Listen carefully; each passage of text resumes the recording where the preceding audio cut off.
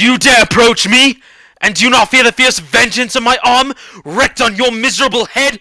Begone, vile insect, or rather stay, that I may trample you to dust, and oh, that I could, with an extinction of your miserable existence, restore those victims whom you have so diabolically murdered! I expected this reception. All men hate the wretched.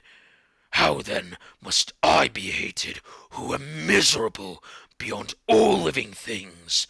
Yet you, my creator, detest and spurn me, thy creature, to whom thou art bound by ties, only dissoluble by the annihilation of one of us.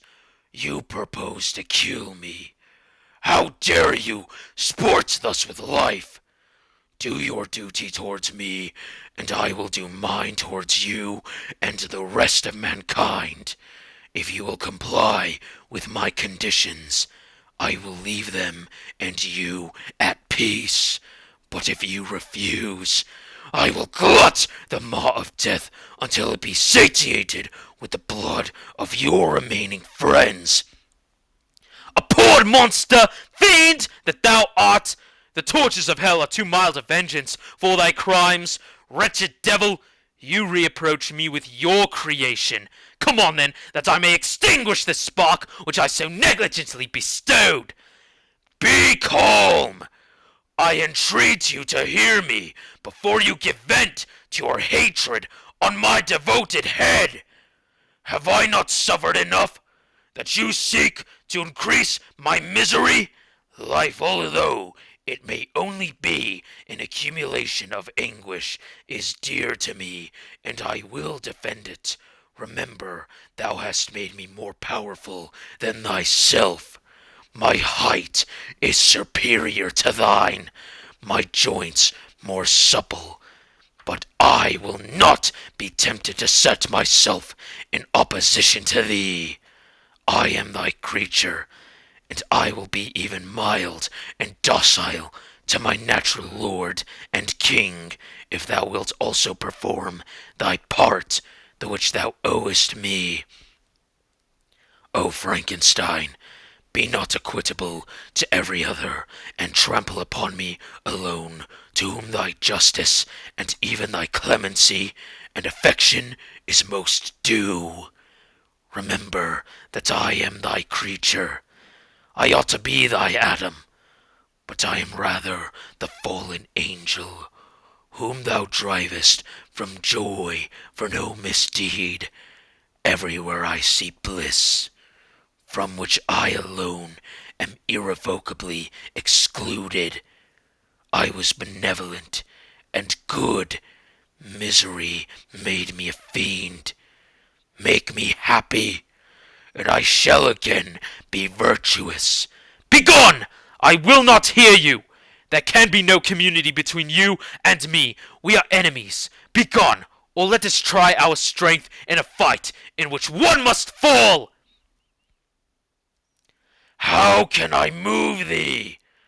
Will no entreaties cause thee to turn a favorable eye upon thy creature, who implores thy goodness and compassion? Believe me, Frankenstein, I was benevolent. My soul glowed with love and humanity. But am I not alone? Miserably alone? You, my creator, abhor me. What hope can I gather from your fellow creatures who owe me nothing? They spurn and hate me. The desert mountains and dreary glaciers are my refuge.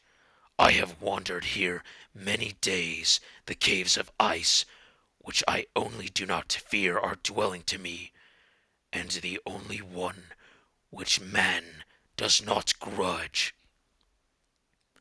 These bleak skies I hail, for they are kinder to me than your fellow beings. If the multitude of mankind knew of my existence, they would do as you do, and arm themselves for my destruction. Shall I not then hate them who abhor me? I will keep no terms with my enemies. I am miserable, and they shall share my wretchedness. Yet it is in your power to recompense me and deliver them from an evil which it only remains for you to make so great that not only you and your family, but thousands of others shall be swallowed up in the whirlwinds of its rage. Let your compassion be moved, and do not disdain me. Listen to my tale. When you have heard that, abandon or commiserate me as you shall judge that I deserve. But hear me!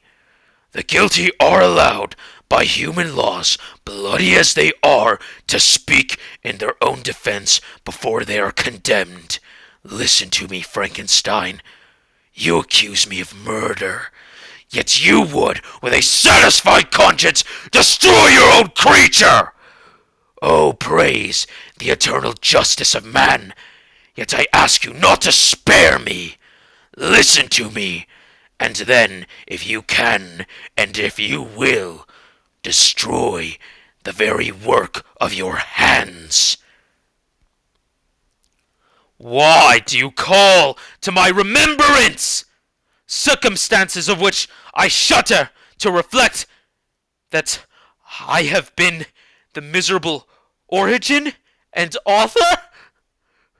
Cursed be the day, you poor devil, in which you first saw light! Cursed be the hands that formed you! You have made me wretched beyond expression. You have let me no power to consider whether I am just to you or not. Begone! Relieve me from the sight of your detested form! Thus I relieve thee, my Creator. Thus I take from thee a sight which you abhor. Still thou canst listen to me, and grant me thy compassion. By the virtues that I once possessed, I demand this from you. Hear my tale. It is long and strange, and the temperature of this place is not fitting to your fine sensations. Come to the hut upon the mountain. The sun is yet high in the heavens before it descends to hide itself beyond yon snowy precipices and illuminate another world. You will have heard my story and can decide. On you it rests whether I quit forever the neighborhood of man and lead a harmless life, or become the scourge of your fellow creatures and the author of your own speedy ruin.